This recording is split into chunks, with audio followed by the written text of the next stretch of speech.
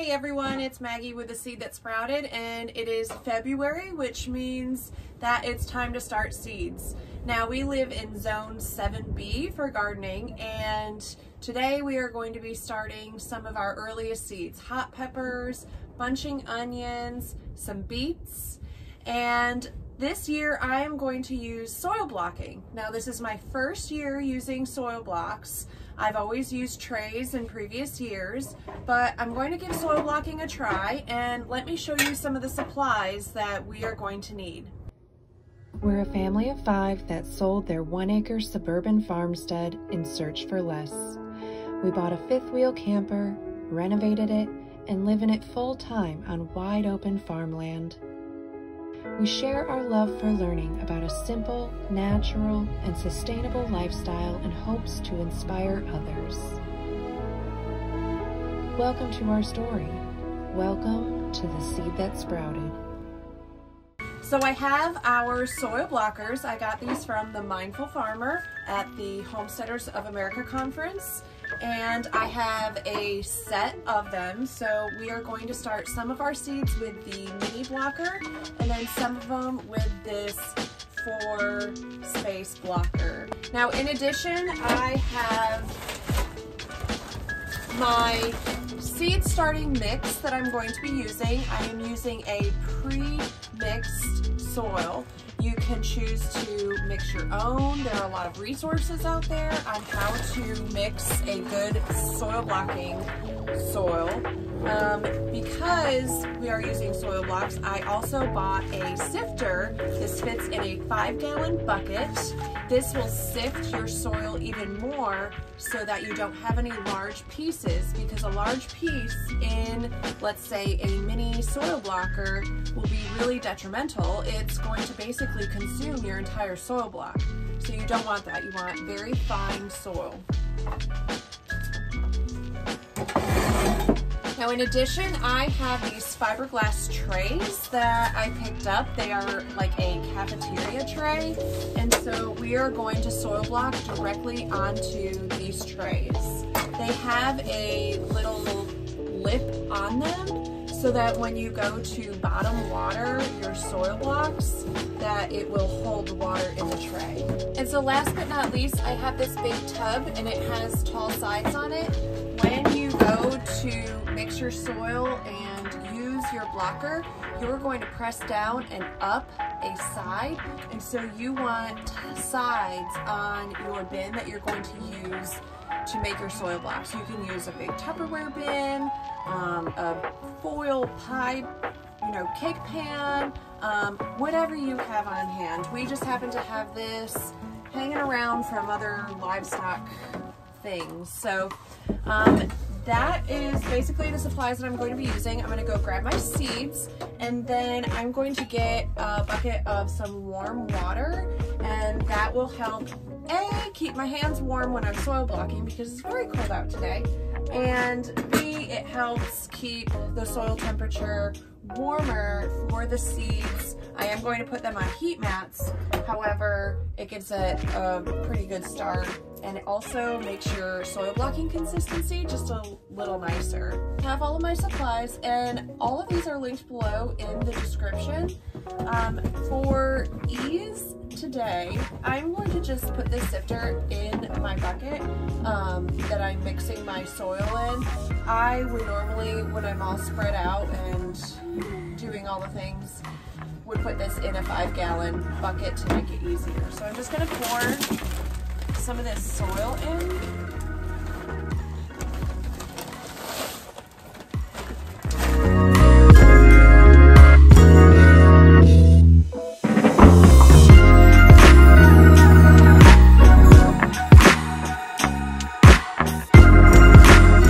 Okay, so see what is left after we sifted. So even the best quality compost will still have some pieces that are just too big for especially a mini soil block. Okay, so we're left with this very fine soil, and we're gonna go ahead and add our warm water to it to start mixing it, you want to be able to wring it out just a little bit. You don't want it too wet, or it's not going to stay in your soil blocks, and then you don't want it too dry, or your blocks are just going to fall apart. Honestly, this feels like mixing sourdough. If I had to put any kind of texture reference to it. Now, I think this is good. It feels muddy. And do you see how there's some water coming out when I go to squeeze it? And it's sticking together. So let's get blocking. What I'm gonna do is rock my blocker back and forth.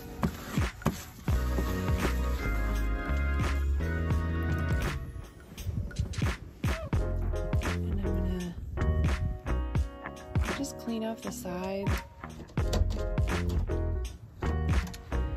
Okay, let's get our tray. I'm going to set this right here. So instead of pressing this lever down, you are lifting this part up. And so you're just using this lever as leverage, really. And you're going to pull up on the blocker. Yay! So we have our first one. We have a little block. What I've been told is to rinse your blocker between each one. See how there's all sorts of stuff in there? It just makes it easier for it to not get jammed up and create messy soil blocks. Also, that really warmed my hand up because it is really cold out today.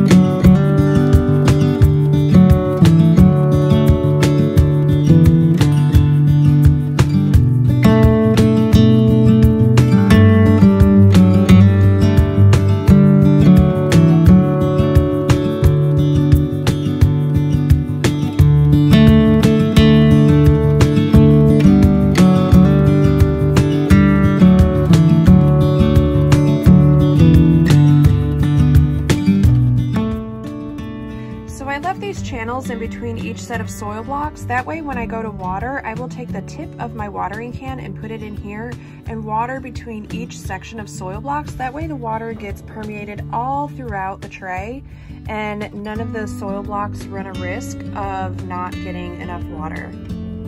So right here I have the jalapeno peppers, and in here I'm going to be planting these poblano peppers. Be mindful when you're planting in soil blocks that you understand that each set of blocks is a set of 20 for these mini blocks, and it's very easy to get carried away, especially when you've been planting in trays all along, to just want to plant this whole tray of peppers, and then when you go to pot this up, you end up with over 100 and something pepper plants, and that's just not feasible for us in a small space garden. So I'm going to continue to start these seeds, so just be sure to like and subscribe our channel, and I will be posting an update on this tray of soil blocks very soon.